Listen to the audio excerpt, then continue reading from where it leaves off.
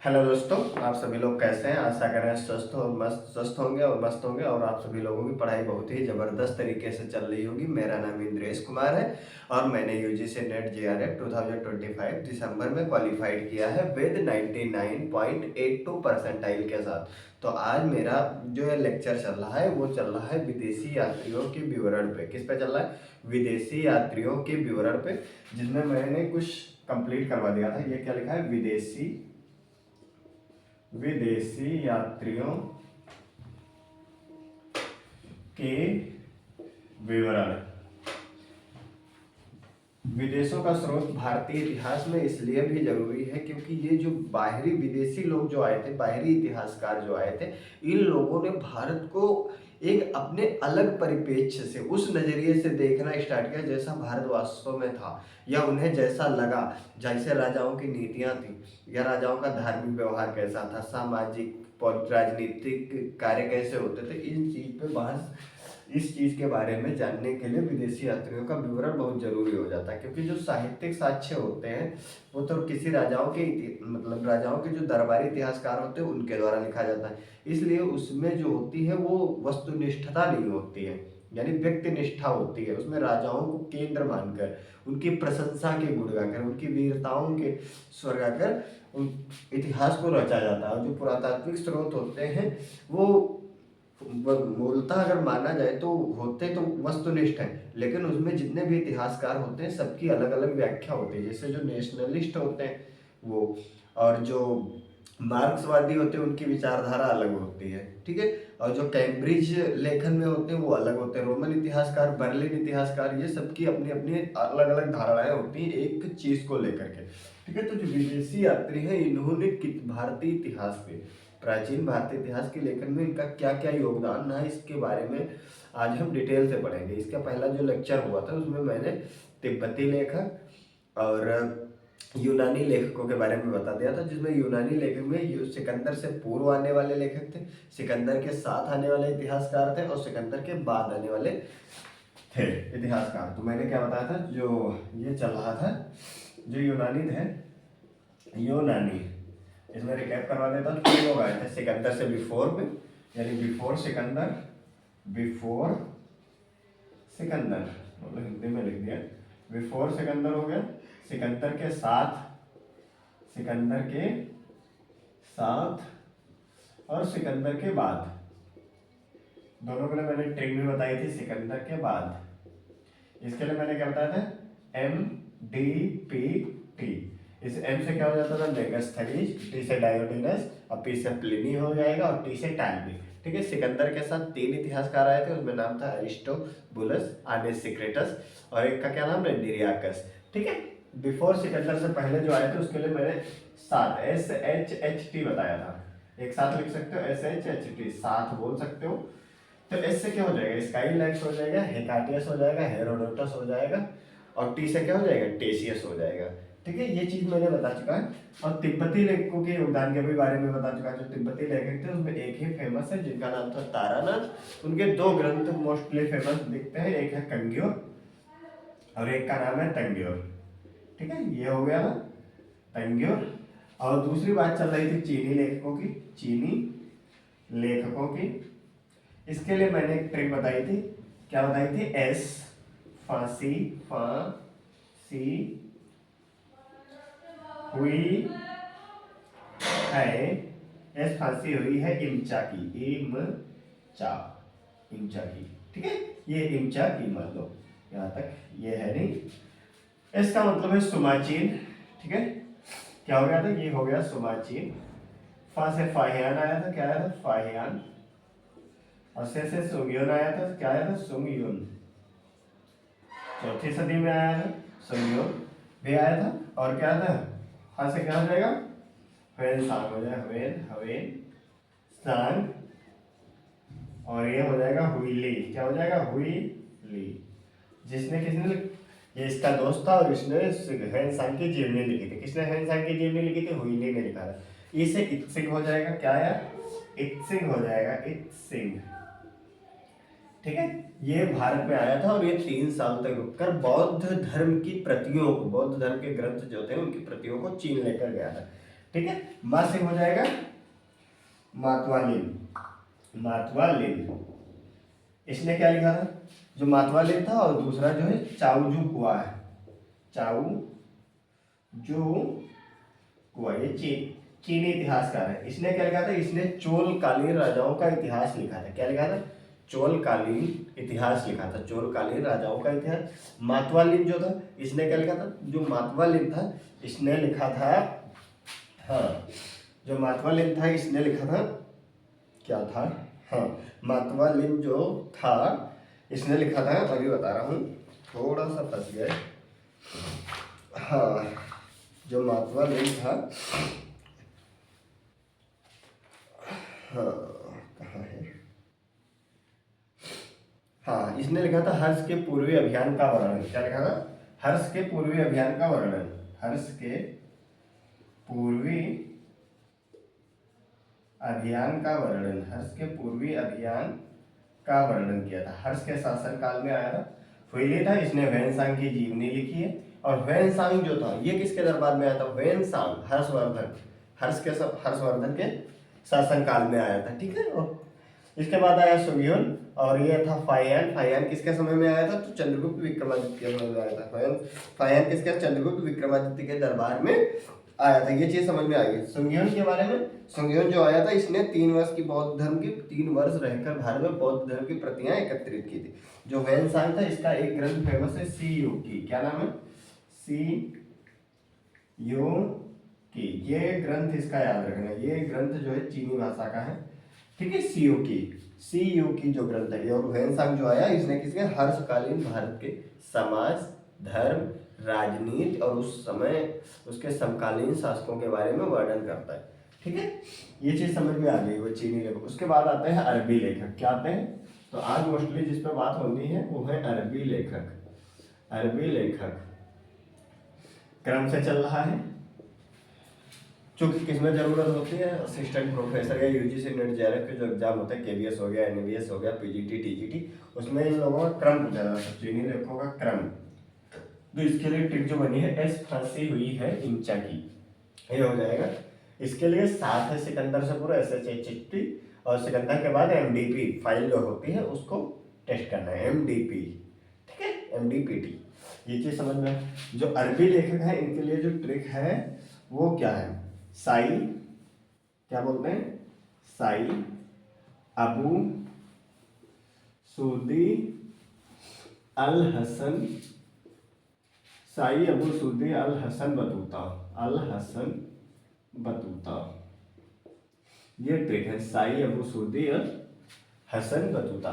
तो साई का मतलब क्या हो जाएगा, एस से क्या हो जाएगा, एस से हो जाएगा सुलेमान, क्या हो जाएगा, सुलेमान, ठीक है, पहला। दूसरा क्या हो जाएगा, आ से क्या हो जाएगा, अल बिलादुरी हो जाएगा, अल बिलादुरी, ठीक है। आई से क्या हो जाएगा, इब्न अल फाकी, इब्न अल फाकी, इब्न अल फाकी हो जाएगा।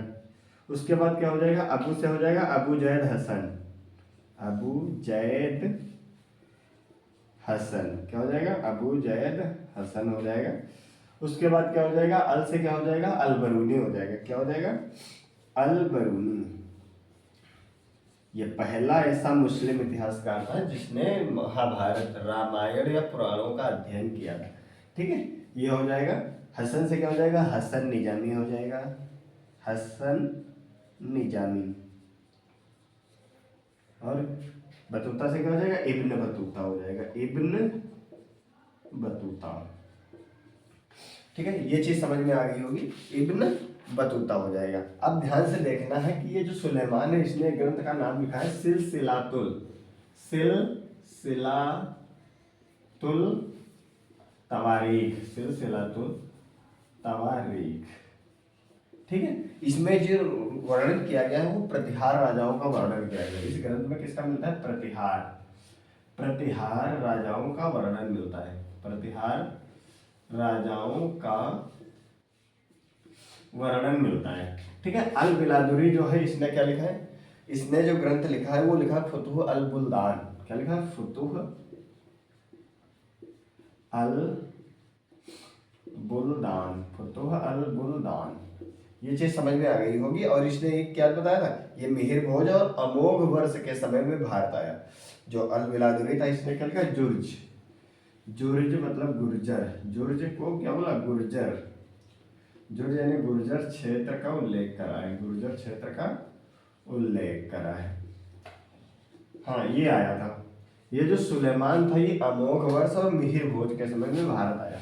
किसके, मिहिर भोज, क्योंकि प्रतिहार राजा कौन थे, मिहिर भोज, मिहिर भोज और अमोघ वर्ष, अमोघ वर्ष ये भी सम्राट था। अमोघ वर्ष के समय भारत आया, अमोघ वर्ष के समय भारत आया, ये चीज समझ में आ गई होगी। इब्न अल फाकी, उसके बाद आता है अबू जैद हसन, जो अबू जैद हसन है ये, और उसके बाद इब्न अल फाकी हो गया, अबू जैद हसन। अल बरूनी ने क्या लिखा है, अल बरूनी हो जाएगा, अलम सूदी, नहीं अल बरूनी नहीं है, अलम सूदी यहाँ हो जाएगा। हाँ अल से क्या हो जाएगा, अलम सूदी, अलम सूदी, ठीक है। तो अल बिलादुरी हो गया। अलम सूदी ने लिखा मुरजुल जहाब, क्या लिखा, मुरजुल जहाब, इसने जिस ग्रंथ की रचना करी उसका नाम है मुरजुल जहाब। इसमें राष्ट्रकूट राजाओं का वर्णन मिलता है, किसका, राष्ट्रकूट, राष्ट्रकूट राजाओं का, राष्ट्रकूट राजाओं का वर्णन मिलता है, ये चीज समझ में आ गई होगी। हसन निजामी ने क्या लिखे, ताजुल मासिर, ताज उल मासिर ग्रंथ, ये इसका फेमस ग्रंथ है, हसन निजामी ताजुल मासिर। इब्न बतूता ने, इब्न बतूता जो है इसने क्या लिखा, रहला, जो अरबी भाषा में लिखी गई, किस भाषा में लिखी गई, रहला जो है ये अरबी भाषा का ग्रंथ है। और ये मोहम्मद बिन तुगलक के समय में, एमबीटी के समय कहाँ का, दिल्ली का काजी नियुक्त हुआ, दिल्ली का काजी, काजी का मतलब हो जाएगा काजी नियुक्त हुआ, काजी का मतलब हो जाएगा दिल्ली का न्यायाधीश नियुक्त किया। जो हसन निजामी था इसने ताजुल मासिर लिखा, जिसमें पृथ्वीराज तृतीय का वर्णन मिलता है। पृथ्वीराज तृतीय का मतलब है पृथ्वीराज चौहान, पृथ्वीराज तृतीय का वर्णन मिलता है। अब ये चीज समझ में आ गई क्योंकि विदेशी यात्रियों का जो विवरण है ये कंप्लीट होता है। तो इसमें जो पहले थे इसमें था यूनानी, तिब्बती हैं, चीनी हैं और अरबी हैं। तो इसके लिए मैंने क्या बताया था, चीनी लेखकों के लिए ट्रिक जो है एस फांसी हुई है इमचा की, इसका मतलब है एस सुमाची, फाक से मतलब हो जाएगा फाइयान, स से सुंग्यून हो जाएगा, हा से होयनसांग हो जाएगा, हुईली हो जाएगा, उसके बाद है इत्सिंग, मा से मातवालिन और चाउजू कुआ, ठीक है। इसके बाद तिब्बती में केवल तारानाथ आते हैं, तिब्बती में कौन है, तारानाथ। इनका जो ग्रंथ है, इनके दो ग्रंथ हैं, कंग्योर और तंग्योर, कंग्योर और तंग्योर, ठीक है। सिकंदर से पहले जो आए ये 4 इतिहासकार थे, ऐसे चिष्टी, सिकंदर के साथ 3 आए थे, नेरियाकस, ठीक है, आने सेक्रेटस और अरिस्टोबुलस। सिकंदर के बाद में आए थे एमडीपीटी, ये टी का मतलब है टालमी, पी का प्लिनी और डी से हो जाएगा डायनोसियस, जो अशोक और बिंदुसार के दरबार में आया, और एम का मतलब हो जाएगा मेगास्थलीन। ये चीज समझ में आ गई होगी। उसके बाद ये अरबी लेखों का क्रम जो है, साई अबू सूदी अल हसन, साई का मतलब हो जाएगा सुलेमान, आज से क्या हो जाएगा अल बिलादुरी, आई से हो जाएगा इब्न अल फाकी, अबू से हो जाएगा अबू जैद हसन हो जाएगा, सूदी से हो जाएगा, हाँ सूदी से क्या हो जाएगा, इस तो लिखे नहीं, सूदी, हाँ सूदी से हो जाएगा अलम सूदी, अल से अल बरूनी, सही तो लिखा था, अबू जैद हसन, अबू हो जाएगा, इब्न अल फाकी हो जाएगा, अबू हो जाएगा, सूदी का मतलब है सूदी मतलब अलम सूदी हो जाएगा, ठीक है। अल से हो जाएगा अल बरूनी भी आएगा इसमें, अल क्या हो जाएगा, अबू सूदी अल हसन निजाम बतूता, ठीक है।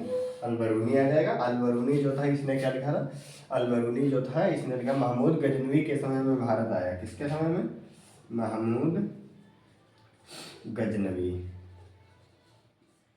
पुराणों का अध्ययन करने वाला पहला मुसलमान, क्या हो जाएगा, पुराणों का अध्ययन करने वाला पहला मुसलमान, जिसने पुराणों का अध्ययन करा। ये चीज हो जाएगी। तो क्या हो जाएगा, सही से एस से हो जाएगा सुलेमान, ए से अल-बिलादुरी, आई से इब्न अल-फाकी हो जाएगा, अबू से अबू जैद हसन हो जाएगा, सुदी से अलम सुदी हो जाएगा, सुदी मतलब अलम सुदी, अल का मतलब अल-बरूनी हो जाएगा, हसन का मतलब हसन निजामी हो जाएगा, और इब्न बतूता हो जाएगा। ठीक है। इसके बाद में आता है इतिहास। शुरुआत हो जाती है इतिहास की। ठीक है। इतिहास को कितने पार्टों में बांटा गया है, इतिहास क्या होता है, इसके बारे में बताता हूँ थोड़ा। ठीक है। ये टॉपिक कंप्लीट हो जाता है पूरा। और इतिहास को कितने पार्टों में डिवाइड किया गया है, इसके बारे में भी बताना है। और बस इतना ही करवाना है आज। और आप लोग जितने लोग भी वीडियो देखते हैं उसमें कमेंट जरूर कर दिया करिए, जिससे हमें भी पता चले। अगर कोई कमी हो तो भी लिख सकते हैं। तो आज जिसकी बात हो रही है उसका नाम है इतिहास। क्या नाम है? इतिहास। इतिहास यानी what happened in the past. Past में क्या हुआ, व्हाट हैपेंड। क्या इंग्लिश में बोलेंगे इतिहास क्या होता है? What happened. What happened in the past. In the past यानी इतिहास क्या है? इतिहास एक ऐसा दस्तावेज है जिसमें ये चीज का वर्णन किया जाता है कि अतीत में क्या हो चुका है। अतीत का मतलब है प्राचीन समय में क्या हो चुका है, उसका कालक्रम विवरण दिया जाता है। क्या दिया जाता है? क्रोनोलॉजिकल डिस्क्रिप्शन होता है। क्या होता है? क्रोनोलॉजिकल क्रोनोलॉजिकल डिस्क्रिप्शन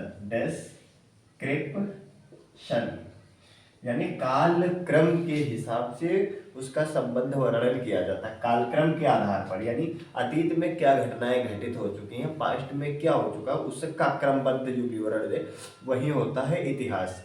ठीक है। ये चीज समझ में आ गई होगी इतिहास।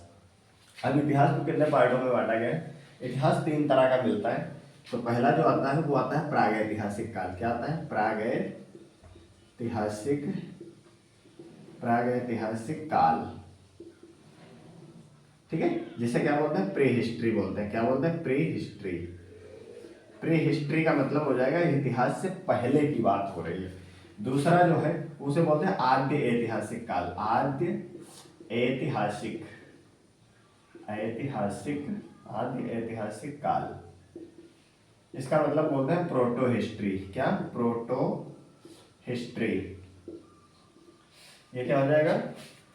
प्रोटो हिस्ट्री हो जाएगा। ठीक है। ये चीज समझ में आई? क्या हो जाएगा? प्रोटो हिस्ट्री हो जाएगा। ठीक है।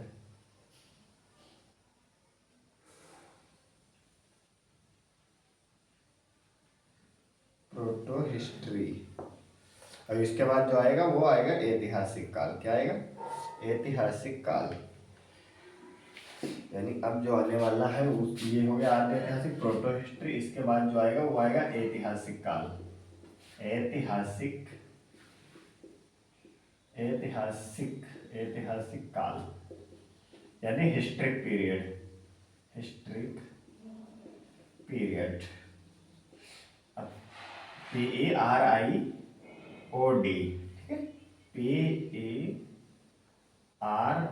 PARIOD। ठीक है। ये हो गया पीरियड। ये चीज समझ में आई। तो प्रागैतिहासिक काल, आद्य ऐतिहासिक काल और ऐतिहासिक काल। अब जो प्रागैतिहासिक काल है इसे यानी तो प्रागैतिहासिक काल इसे प्राक इतिहास बोला जाता है। क्या बोला जाता है? इतिहास से पहले का है यानी प्राक, और इतिहास यानी इसमें जिस चीज के बारे में वर्णन किया जाता है। तो प्रागैतिहासिक काल क्या होता है? प्रागैतिहासिक काल ऐसा काल होता है जिनमें क्या होता है? जिनमें पुरातात्विक सामग्री तो उपलब्ध है लेकिन क्या है? साहित्यिक सामग्री उपलब्ध नहीं है। तो प्रागैतिहासिक काल किसे बोला जाता है? पुरातात्विक सामग्री पुरातात्विक सामग्री क्या है? उपलब्ध है, लेकिन क्या साहित्यिक सामग्री उपलब्ध नहीं। साहित्यिक सामग्री उपलब्ध नहीं यानी साहित्यिक नहीं है, पुरातात्विक है। पुरातात्विक का मतलब है जो उत्खनन से, खुदाई से, अन्वेषण से प्राप्त हो गए हैं। जैसे मोहरे हैं, सिक्के हैं, अभिलेख हैं, इन सब मिलते हैं, पत्थर मिलते हैं।